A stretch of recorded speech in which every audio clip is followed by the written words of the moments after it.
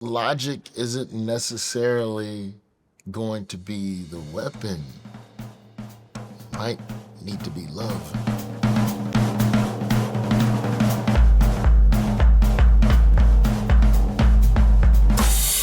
Joining me today is Emmy-nominated comedian Roy Wood Jr., former correspondent on The Daily Show, host of CNN's Have I Got News for You, and the author of the upcoming memoir, Man of Many Fathers. Roy, thank you so much for joining me. Hello. Hello. Thank you for having me. Do you want to dive right into it? Yeah, let's do it. I appreciate y'all put out the nice furniture, this nice rug. I know. Let's do it. I'm matching the rug. That wasn't on purpose. It's a nice room in a time when things can be pretty bleak. How do you make it funny? I think you make it truthful first, and then from there, funny will follow. I think there are a lot of things that are happening right now that you can't necessarily go, well, what's the funny part of all the deportation? But then if you go, what's the funny part about the policies or the hypocrisy of it, or National Guard troops sleeping in public because you sent them there without hotel accommodations? Like, you can find moments of truth in the midst of all of this calamity. And I think through that, you're able to find the humor. For you, is comedy is finding that humor a way to sort of process everything that's happening in this country, everything that people are experiencing, whether it relates to you or has nothing to do with you? Yeah, I mean, for me, comedy is a way for me to process everything. But as a Black American in this country, I don't necessarily feel any new weight. Mm-hmm. There's weight, there's always weight, there's always some injustice, there's always somebody dead that shouldn't have died. So for me, I've felt that for a long time. I've been doing comedy 27, 28 years now. So there isn't some sort of, oh, what? They're doing what now? Well, let me really dial in and really make it fun. I don't think any comedian that attacks issues in this world is doing anything different than they were 10 years ago or 15 years ago when they first started on those particular journeys. I don't think that John Oliver or Jon Stewart or Bill Maher, or, take your pick of who you like and watch and enjoy. I don't think any of them are necessarily doing something different. They're doing what they've always done, but it feels different, affects you differently. Water tastes different when you're thirsty. Yeah. It's the same water. Didn't change anything in it. So I think in that regard, comedy has always been a tool for me to process stuff, and it's for the people who enjoy that type of process. And not everybody wants to laugh. I have also learned that in the last, that's not even just Trump. I can take it back to COVID on that one, where people didn't want to laugh. So, How do you work that into your material? How do you deal with those kinds of crises that feel almost like people can't bring themselves to laugh at it, where it feels like things are maybe so dark or just so despondent that how do you even begin to approach this in a way that is humorous, in a way that seeks to find that comedy? To me, I start from the place of, what can I joke about where there isn't necessarily joking or clowning the victims of the thing? Yeah. So you start there, and then you work your way back. Mm-hmm. Everything heinous that happens in this world, there was something that caused it, and everything heinous in this world, there's a solution. So mine from those two, that's kind of an old Trevor Noah trick that I learned, where you don't necessarily have to talk about the crater in the ground. Who put the crater there and who's handling cleanup? And so, or who's mismanaging cleanup? And so I think from that place, that's where you can find something. And if I can get you to laugh at that, then we can talk about the gravity of why this crater here is important and why it's something worth discussing. And it may not be a joke there, not at the usual clip, clip, clip that people are used to. So I don't think any comedian can expect, or I don't think any comedian sits down with their pen to write the joke that's gonna heal you. I see you're in pain. Here, try this joke. I think you'll, no, I'm gonna do the joke. You may not wanna laugh at it yet, because there's also people that are gonna go, it's not time to laugh, or it's too soon, but that's super relative. And there are people who can't wait for some sort of release or escape. And so I feel like that's what comedians are here to provide. We're here to provide an escape. the solutions, that's not our responsibility. In your memoir, you write a lot about pain and human connection and the way you and these men that you encountered in your life helped you navigate those pitfalls. I'm curious at what point in your life you felt that comedy became sort of a lifeline. You talk about all these different father figures, and I wonder if politics and political comedy have in and of itself been kind of a father figure for you, something that shaped you, something that helped you navigate the world that you were growing up in, the experiences you were living. So my dad was a radio news journalist, and he covered every global conflict you can name from the 1950s up until the LA riots. You know, I grew up in a house where C-SPAN was on. There's a side room that my pops had that was just for C-SPAN. Mm-hmm. And he recorded it all day and then would pull quotes from the sessions to play on his news radio and commentary shows or whatever. So I grew up constantly digesting the news, but my father also extremely pro-Black and extremely about Black Americans getting what they deserve from this country. So the narrative that I was fed was enough for me to not necessarily seek that part of it out, journalistically speaking. Mm-hmm. You know, I went and got a degree in journalism, but that's because I wanted to be Stuart Scott. I wanted to be funny. I wanted to talk about sports. And, you know, you graduate and you're bathing in student loan debt and it's hard to find a good job. And then the next thing you know, oh, wait, this country is set up against me. This is just like they were telling me in Florida A&M. And the material changed. So this idea of doing comedy, you know, I always felt funny and desire to entertain strangers, but to have comedy that really touched nerves from time to time, I was early 30s. I'm 46 now. So, I mean, there was a long stretch of me just doing jokes about your roommate eating your Oreos. Yeah. Before I got to Confederate flags and Kaepernick protest and you know, police reform and, you know, VA hospitals not treating the troops with respect. Like any topics I've talked about in my last 4 specials, none of that was breached in the first 15 years. Yeah, because you really cut your teeth in the comedy circuits of the South. And I'm curious how you began introducing that material and how audiences reacted. Late in the set, that's for sure. You know, performing in the South, or, you know, when you being a road comedian gives you a different perspective on the voters of this country. Yeah. Because you don't see a Republican Party. You just see a person. Mm-hmm. And they voted Republican. And it sounds stupid, but there's a difference when you're viewing Republicans through graphs and pie charts and Gallup polls versus you being at a comedy club on a Thursday in a red state and telling jokes to voters who would never vote for your interests. Mm-hmm. And there being some degree of synergy and understanding. It's interesting. It really is. And it doesn't necessarily make you completely sympathetic, but it definitely puts into perspective that more often than not, most people in this country are voting to preserve themselves. And that's what politicians tap into. I got to find the one thing you really care about and make you think that I care about it the same as you. After that, no other issue on the table matters. If you're a coal miner and Buddy say he bringing back coal, you're in. Mm-hmm. What you care about immigration? What you care about women's rights? For what? He's bringing back coal.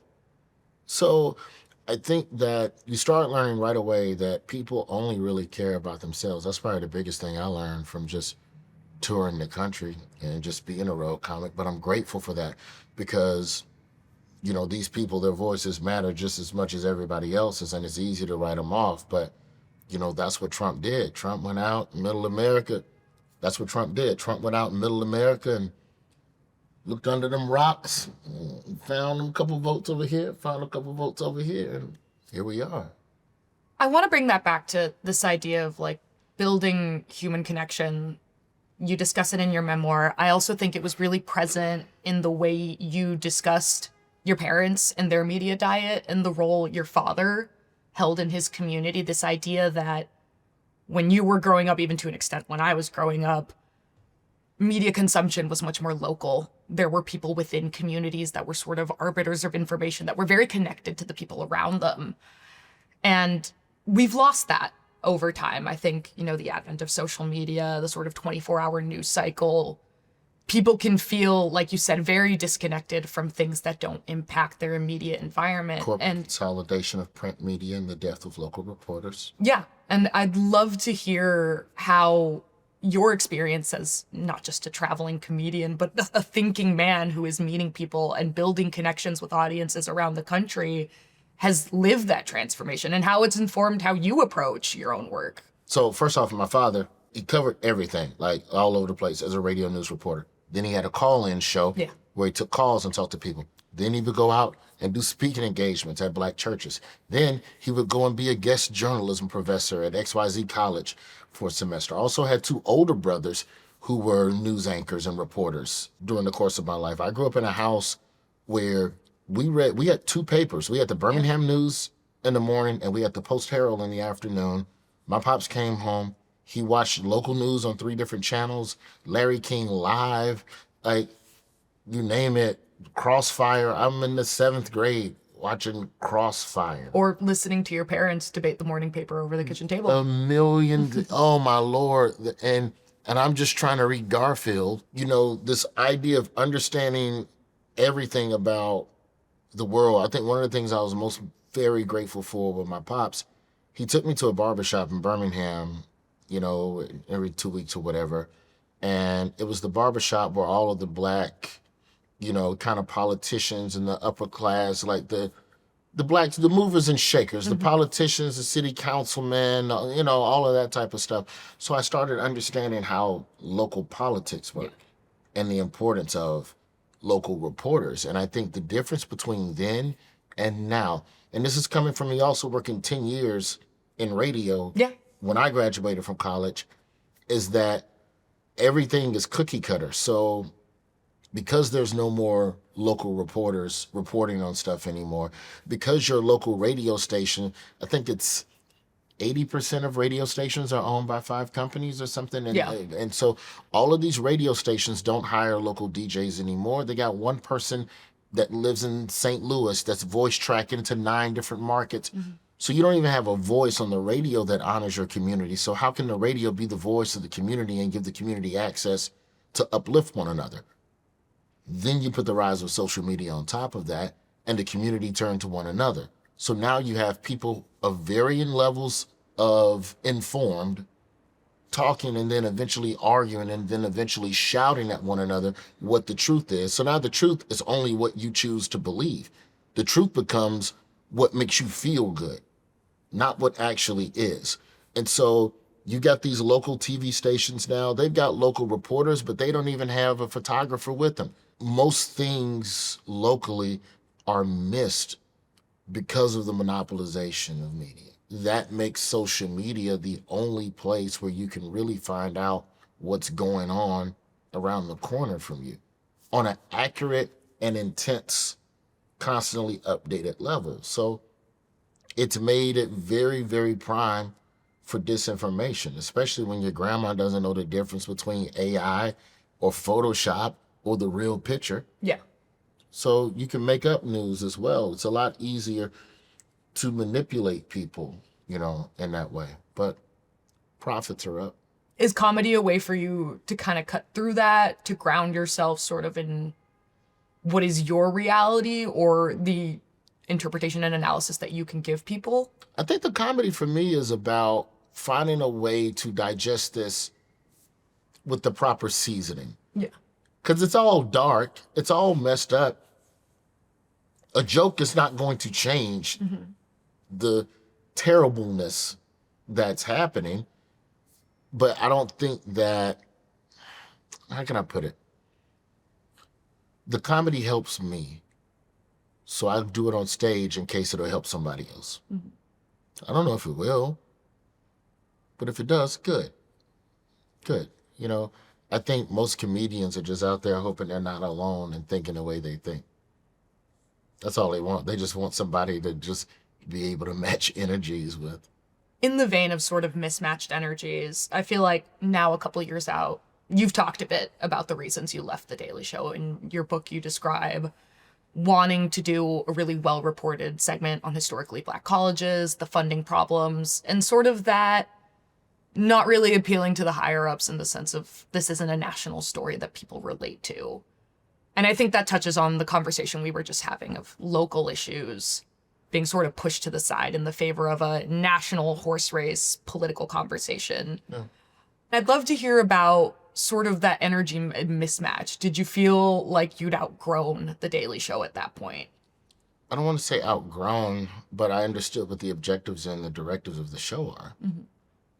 And some of the stuff that I wanted to start doing. And this is in addition to not knowing for sure, because Jon Stewart was not in the mix when I left. He wasn't even rumored. I think he was still under contract with Apple at the time. So not knowing what the whole situation was, the Paramount Skydance merger stuff was happening back then. Oh, yeah. So everything that Skydance is coming in and doing now, and everybody's going, we don't know who's going to survive. I was feeling that at the time. Yeah. And then on top of that, if I'm here, well, what do I want to do? What do I want to talk about? Of course, there's going to be Trump stuff and there's going to be election stuff. But man, that would have been really fun while we were in Atlanta to go and do that. And to talk about Black colleges and to talk about the idea of whether or not they're going to live and die. And at the time, just for context, this was about the Biden administration needing to give more money to keep these institutions afloat. Yeah. I don't know. That's just what I wanted to talk about. And I knew for sure this wasn't going to be the place for that type of stuff, coupled with these 2 or 3 other things. I should leave now, because if I'm going to find another place to go, it's going to be during an election year. Yeah. And since that time, there's only been 2 new political, satirical, like late night shows. It's us at CNN, and it was After Midnight at CBS. And that was just us. Mm-hmm. So there was no fear in leaving, but it was definitely, all right, I need space to try and do something different. I loved all the work we did there. Like, it was never about, oh, you won't let me. I get it.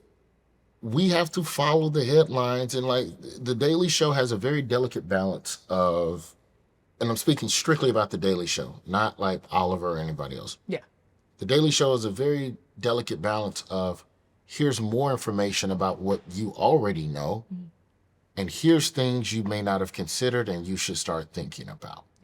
And that's kind of the field piece and the death segments and the Lewis Blacks and like the correspondence. And so I just, like perfect example, a while back, there was a viral moment on TikTok with a bunch of Black people from Scotland. And Black America was like all shocked that there were people who look like us but sound Scottish, because you don't normally see it. Yeah. The algorithm, we're not taught Scottish for whatever reason. Yeah. I just so happened to be in Scotland at the time, and I went out and interviewed Black people who were born in Scotland. Being able to just follow my impulse and go do something on 48 hours notice and have it back out on the internet within 36 hours, that was exciting. That's fun. That's the shit I want to keep doing more of. I'm fascinated by what Don Lemon is doing right now. Mm-hmm. I'm fascinated by the young kid, Andrew Callahan. Joy Reid started doing her own thing. So I wonder if that's the sandbox to play in. And, being a correspondent is a very, very time-consuming and mentally consuming job. There's more that I want to do. And I recognize that I needed space and opportunity to do it, and I needed to create that space and opportunity. That's why I left. I'm very thankful for the time, that I had at The Daily Show. The other thing The Daily Show, showed me is just how little coastal people care about the nuances of life in Middle America. Yeah. And the things that affect people in Middle America, and I think that those things matter. If we're talking about America and America first and blah, blah, blah, doing stories like that. And those stories would have been out there a long time ago, but those communities don't have a local reporter anymore. Yeah. And they have a TV news station that only has 2 slots for local stories because the other 5 slots in the A block are allotted to big syndicated stories that go to all the stations that company owns. I think to me it sounds also sort of like you returning to the roots of the person you describe in your memoir, even from a child, someone who's really self-motivated, someone who would take a bus, hitch a ride to whatever show they needed to get to, who would up and go and not tell their mother about where they were sleeping, and who loved having that freedom. And I'm curious what you learned as a comedian in The Daily Show, because it was 8 years of your life. I'm sure it was instructive, informative, full of growth, but also if this is in a way you also returning to the type of person that really loved and first entered comedy.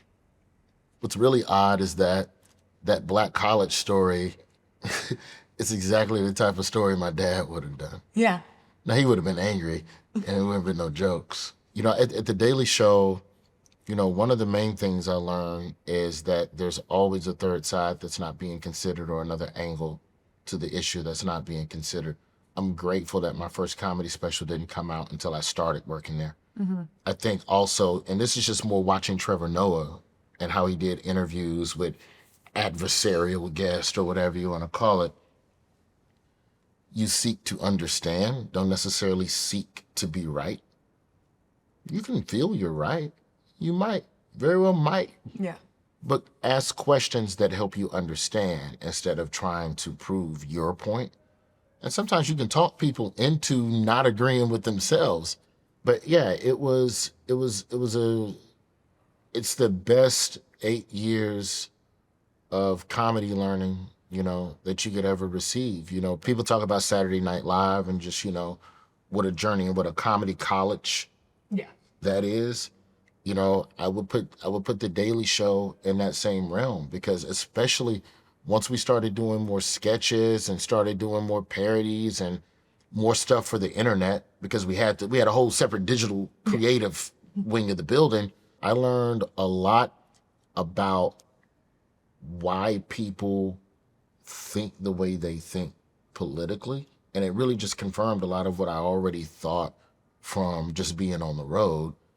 I could go into a red state and know that this joke will work here, but this joke, like if I'm gonna do the joke about police reform, I can't lead off with it. But if I do the joke about college football and then the joke about police reform, then you're with me. And so The Daily Show was, how do I gain that type of trust in under 30 seconds with someone, a man on the street? Because I need you to be open and honest with me. So, you know, those skills of being able to understand, that transfers perfectly over to CNN, because now I got news for you. I'm the host. I can't get into the emotions of the thing. Yeah. I'm here to keep the game we're playing. My job is to present the current events as a game show. Now, Amber Ruffin can get into the weeds. Michael Ian Black, the co-host, they can get into the weeds. But my job is just to seek understanding, ask a clarifying question or two, and try to get more information to truly understand why somebody feels the way they feel. And then from there, we can have a deeper conversation. Our show isn't built for those deeper conversations, but I would have never approached people that I don't agree with the same light had I not worked at The Daily. And so at CNN with this game show, which, you know, based off the original... But we don't keep score. Oh, no, I know. But it's more so how you balance out that sort of level of frivolity, the reality that we can't get super in-depth into things with this impulse you have to just pursue the things that call to you. Do you feel like you're striking the balance you were looking for? Yeah, to a degree. CNN gives me a platform to present everything that happened that week. And we get to exist in the silly stuff as well. Yeah. It's not just, oh, the administration is going to take away Medicaid this week. It's also, guess who this person was before Botox? And we show you an unbotoxed face of a political figure. Is it Kristi Noem? Yeah, and then we Yeah. show you the Botoxed face, and we laugh and we goof off, and because the British version of it, which has been running for 30 Yeah. years, that version, that's how the Brits are able to balance their stuff, and I think we found a very, very unique place in political satire and late night where we're able to give people everything that happened, whether you're blue or red, and we have blue and red guests on. Like sitting elected officials, we have them on, and we get to dabble a little bit in what's happening, why it's happening, and then try and have a breather on the backside. Whereas, we're not ever going to be John Oliver. We're not going to give you 30 minutes of what you should know. Oliver will touch on what happened this week, but he's going, here's the real grift. In that vein, I'm curious, of course, 2024, incredibly transformative year for everyone, the nation. Do you feel that the comedy you do, the way you travel, the amount of shows you do, and the places you go, do you think you saw the second Trump term coming? Or did it feel like a little bit of a blindside? If knowing what we know now about who won the 2024 election, who the president is now, do you think in retrospect you would have made different calculuses about the decision to leave? I didn't see a second Trump term happening. And then when Kamala came in, I was like, oh, they might get it now. They might get it. And I think that there is a patented disregard for middle America voters in this country, and their opinions and thoughts, I think, aren't necessarily held with the same degree of importance or priority because you don't agree with the point of view or you think it's ridiculous. And this person who believes this thing also believes the earth's flat or something like that. So therefore, I'm not going to respect your political view on that. So I'm not going to do or say anything campaign-wise that appeases to that. I don't think you were ever going to beat Trump by telling Trump supporters, just look at the guy. Yeah. And I think that's the playbook that a lot of liberals ran. And even now, and I'm not just talking about liberal politicians, I'm talking about just liberals as a group where they just go, that guy is ridiculous. How could you vote for that guy? And then the right is going, yeah, but your guy was lying too. And if you won't admit to the lies on the Biden side of the game, then you're not going to gain any credibility with these people, some of whom inevitably you're going to have to flip. Because it's only two ways Democrats get any of this back. You activate passive Democratic voters who don't have any faith in the Democratic Party, or you flip those people over there. And you're not going to flip any Trump supporter by just going, look at Trump, they're obviously lying. Logic isn't necessarily going to be the weapon. It might need to be love. And then from that, you hope that they find some logic. But just yelling and berating people, doing that for 8 years. And honestly, there's also a world where I wish Trump had just went back to back so we could have just got it over with. Yes, but then would it be over? I mean, we'd be in the third one by now. I mean, we would be in the third one by now. We'd be used to it by now. You ever had a shoe that don't fit, but then after you break it in like a pair of Docs, a couple walks, some bad blisters, and then you're good. No, I'd say that the presidential election was more of a factor in me leaving Yeah. The Daily Show than staying. I knew I wanted to land somewhere else and do something different, and I observed the landscape of political satire 2 previous elections. Mm-hmm. I saw when Sam Bee and her show came on the air. I saw when Robin Thede had her show.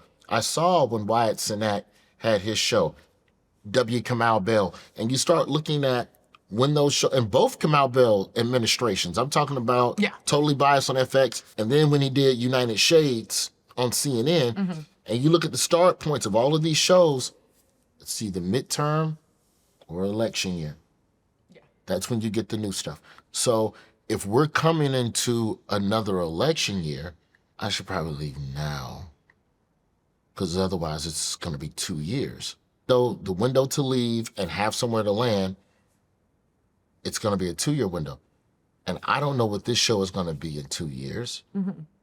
Yeah, I should leave now, because I don't know if the new hosts will want me. I don't know if the new merger will fire me Or get rid of cave to the correspond- Trump administration in a really That egregious was- way. That was a new curveball. Yeah. I don't think Daily Show will ever bend the knee in Yeah. that regard. You want to talk about a show that's going to die on its sword? It will be Jon Stewart and all of my friends that sit at that desk. Yeah. So, yeah, it was, the election year was more of a reason to go. And then sure enough, I leave, and then 7 months later, CNN calls and goes, hey, we're doing a British thing. You want to do some British stuff, but in New York? Yeah, let's do some British stuff. Who gonna be there? You know Amber Ruffin? Oh, yes. She's a delight. Yeah. And speaking of Amber, the White House Correspondents' Dinner, for the first time in decades this past year, didn't have a comedian. Ooh, that shit was bland. Yeah. Shout out to all the journalists, though. I know it's to celebrate journalism. I would love to hear what that experience was like, because to me, the White House Correspondents' Dinner can often be this real sort of navel-gazy, self-congratulatory pageantry. I'd love to hear what your experience, because you really killed it when you hosted. The first thing people have to know about the Correspondents' Dinner is that no two of them are the same. Yeah. It's not the Apollo, where it's the same audience, same set of variables. It's the most stressed I've been as a performer next to the Apollo Theater. I would still argue Amateur Night at the Apollo, that is the peak of anxiety. For me, I'm not going to speak for the performers. So the Correspondents' Dinner, for me, is like second only to Showtime at the Apollo Amateur Night, which was still the highest Really? anxiety. Even more than getting the call of would the Daily take- Show. I would take 1,000 Correspondents' Dinners before Amateur Night at the Apollo is not to be played with. Okay. It's the difference with the Correspondents' Dinner is that no matter what, half the room is going to love the joke. You just don't know when. And you don't know every joke. That half changes. The Apollo, there's a chance everyone will hate your guts in unison. Yeah. And there's no you lived cover. that. I did it under the Biden administration, so the vibes were a little bit different. And when I say the vibes, I mean, it wasn't necessarily an adversarial audience, but you know, you definitely take your shots. Tucker Carlson had gotten fired that week. CNN was going through restructuring. They just fired Don Lemon. So there were a lot of things that I could have, you know, poked and prodded at. But, you know, I think as a gig, I think that I don't know if we'll ever have a comedian at the Correspondents' Dinner again. It's still, for all of what we're talking about with Republicans not wanting comedians, we don't know if these new Democrats are going to want to be criticized, because if the joke has truth in it, then it goes further. They're not reacting well to criticism currently. We don't know. We'll see. Maybe Gavin Newsom will drink 2 protein shakes and be cool when he up there. But I feel like the Correspondents' Dinner is still something that's very important. And to have a comedian there, like I'm not trying to act all like comedy is the most important, but it is the one night in comedy where all of these jokes could only work tonight. I hate that my friend did not get an opportunity to perform at the Correspondents' Dinner, but I'm very proud of her for making the choice not to. Yeah. As much as we want comedy to be both-sided at all times, if we are talking about a gig that is a summation of where we are in this moment, then it is far more important to talk about the National Guard in the streets and the deportations. Like that, to me, is far more significant. You can mention Epstein. Hell, mention Democrats that's on the list. Like, those things are far more bigger fish. So to act like you can only talk about, well, talk about some big fish, but talk about some of the, not in this. Yeah. And I know both-sidedness looks different to a lot of different people. I'm not saying don't joke on Democrat. My first joke at the Correspondents' Dinner was a joke on Biden. Yeah, being old. Yes. Yeah. To his face. Good. I called you old and forgetful to your face. Now that I've done that, now granted, strategically, I kind of had to do that because no one knows who I am in that room. Yeah. I'm on the Daily Show, so you trust the resume, but you don't really know my face. You're not completely sure who I am. So I have to punch the biggest person in the room first to get equity with every. Yeah. Now I have your attention. Oh, wow. Okay. Yeah. So I wonder if we're going through a time where we're going to say goodbye to traditions. I just think there's a lot of things that are getting reimagined. Yeah. Some for the better, some for the worse. I mean, even when you look at the idea of how young people aren't having kids. Why should they? If you look at the numbers and look at the fiscals of it, it's not a wise decision. If it costs this much to send the kid to the college after and to not get a job, what dream is it that you're really investing in? On the subject of children, you're a father. Yes. And this book is, in my view, having read it, a very long love letter to your son about who his father is and about how you got to be this way, how you became the person you are, the fathers that shaped you. Yeah. If I'm recalling the timeline correctly, your son is 8 years old now? He's 9. He's about the same age you were when you moved to Birmingham. Correct. With your father. 4th grade. How has this new chapter of your life, because your son would have been born around the same time you arrived at The Daily Show. Was. And I'm curious how those intersected for you. I'd say the biggest way fatherhood changed my comedy is that it made me more intentional about what the hell is going on in this world. I became very aware of the world. Like, my comedy's just silly. Oh, Captain America got a black sidekick. That's crazy. He a white dude from the racist times. Ha ha ha. Perfectly fine joke to do on Craig Ferguson. All right, fine. Son gets born. Yo, we got to figure out what's going on with these Confederate flags and this discrimination, and we have got to get to the bottom of Black History museums being under attack. Like, this idea of what world am I leaving for him? Yeah. And what did I do to try and change it? Like, that became a bigger thing. The other thing is that I started creatively, and especially more so now, wanting to be home more. Yeah. So the way I toured had to change. I started touring in blocks, shoot the hour special, develop material locally for another year, then go out, tour the hour in a 3-4 month block, and then so these ideas of just being this perpetual 45 weeks on the road kind of guy, that went away, immediately, once he was born and once everybody was settled here in New York. But I've never been in a place where, since his birth, where he's not considered in a professional decision. Yeah. I think the thing you deal with when you travel for a living is the balance of providing versus the balance of being present. Yeah. And you don't know whether or not you did too much of one or the other, and you won't know for another 10, 15 years. My son liable to come in the house in 10 years and cuss me out and say you was never around. And then I'm gonna go, because I was doing da da da da da. So even now, when I'm gone and I'm out of town, we FaceTime, we talk, we engage. I show him what's going on at the gig and the venue, or if it's a new city he doesn't know anything about, I'll go out on a walk, which forces me to essentially be a local reporter. Yeah. So then when I get on stage locally, I'm tuned the hell in to what's going on in this market. So in a lot of ways, it's made me a better performer. A lot of hanging with my dad and having a front row seat to his stuff was just him not wanting a babysitter. Yes. Like, that's the He difference. didn't want to pay for childcare, yeah. My dad didn't want to pay for childcare. Yeah. So come with me. I'm interviewing Jesse Jackson backstage at the Democratic primary, 1988 type shit. Sitting back there with a coloring book while Al Sharpton and Jesse Jackson chop it up with my dad, who they know from the other Marge. You remember, Roy? We were down in Selma. Remember the Selma thing when they hit us over the head? That was a good time.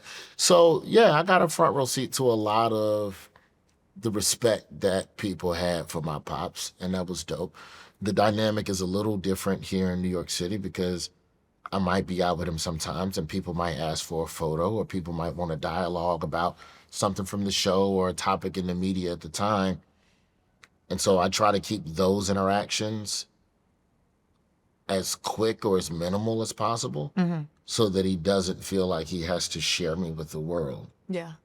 And I'm also blessed to be in a spectacular co-parenting situation, especially right now, just in this pocket of my career.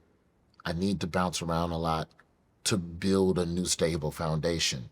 I'm rebuilding something that I tore down when I left Daily Show. And, my son, there's nights where like, he might wake up in the middle of the night, right? Just usual 9-year-old, I can't sleep for a couple minutes. And he'll come out and I'm in the middle of editing some random interview thing that I did or some talk show thing that I did or some podcast that I did. And he'll sit and he'll watch 5-10 minutes of it and he understands the gist of it. He gets, what I do, but the gravity of it and what I'm actually talking about, I think much like my pops, it's not going to hit him till way late. Yeah. He may not even care about this type of stuff. I don't push it on him. I do think I can't get through this interview without touching on probably the most important father in your life, which is your mother, who seems to me in a lot of ways like your true spiritual core. I think your father shaped you a lot. The men you describe in this book had a lot of influences on you. But after I read it and kind of sat with it for a while, I'm sure you will correct me if I'm wrong, but I felt like Roy Wood Jr. is in so many ways his mother's son. And I would love to hear more about her, how she's doing, but also when you were writing this book and thinking about yourself becoming a father, how that also related to the dynamics of your relationship with your mother, with your son's mother, and how that factored into this. I think writing the chapter about my mom and really sitting and like really dissecting how she raised me, my parents were separated until I was in the 3rd grade. So it was just me and her. My pops came to visit from time to time, once a month. But, my mother, her work ethic and her grind and her dedication to unfaltering faith and just doing the work, waking up every day, and good things will happen to you.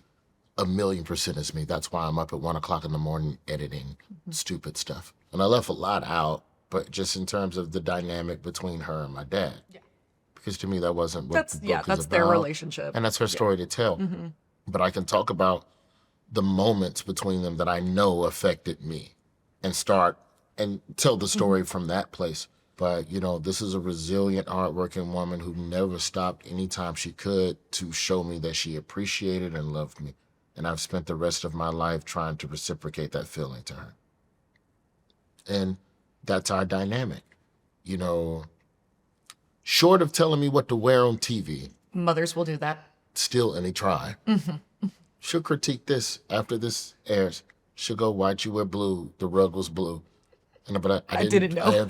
I didn't fucking know. Why you cussing? Because I'm sorry. Like, that's... I think your mother and my mother would get along spectacularly.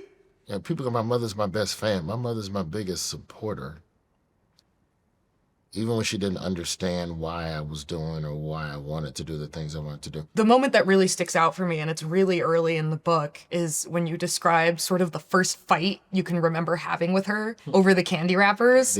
You yelling at her and her not giving you the response you wanted. Yeah. But internalizing in that moment that you had a voice and your mother was listening. And if you needed to talk to her, needed to tell her something, or wanted her to understand something, you could just say it. Yes. And now that you have your own child, and of course, you work in a career in media, you built and found this voice and perspective that is available to a lot of people. How do you communicate that same message to your son? By giving them the freedom and then thanking them when they do it. I think kids aren't complicated. You just have to be consistent with them. It takes them a while to understand and comprehend, but if you have patience, they will get it. They're not dumb, they're new. And so, I give my son the same freedom, but be respectful. You're not going to raise your voice, because if you do that to me, you're going to yell at somebody out there in the real world. And yelling has consequences, and people don't always hear something after a certain decibel level. So you need to understand that part of it. But if you have an opinion on something, speak it. You still might not get what you want. But by all means, you have opinion. You have some degree of agency. I think you have to be careful about it, because you also don't want to raise a kid who thinks they know everything. That's hard to do. I feel like through the age of like Yeah. 30, we all think we know everything. Yeah, because we did. I knew Yeah, everything up totally. until I didn't. I have not made a single mistake. But I would not be extending that courtesy to my son if it wasn't extended to me by my mom. You've been in this field for a while now. You've grown, obviously. You've laid out all your experience. 98. Since 98. Oh, I used to send out audition tapes on VHS to get booked at comedy clubs. It was a luxury. exist when anymore. they invented the DVD burner, Ooh. motherfucker. The You don't family even computer. understand what a game changer. You're at the age and the experience now where I am sure you encounter young men, young comedians, young women come to you for advice who you encounter out in the world. And looking at yourself now, if someone else were to write this book and there was a chapter about the time they met Roy Wood Jr., what would you like that chapter to say about you? And I gave as much advice as I could. I came up with a lot of gatekeepers who didn't want to help,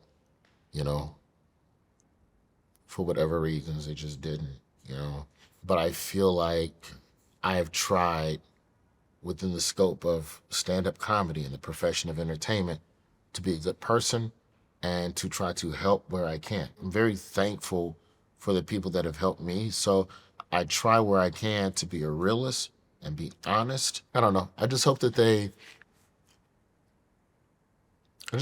said about me. I've done nobody wrong in this industry. Yeah. I've tried to always contribute positively to this industry. And when I'm dead and gone, any comedian that says otherwise is a fucking liar. Amazing. Roy? Especially the one that tried to fuck my girl back in 2008. You know who you are. I know that's not the way to end. I know you want to end like No, that was perfect. and honest and warm. No, I hope I'm they're sorry. scared. Do you want to go to his house? No. Okay.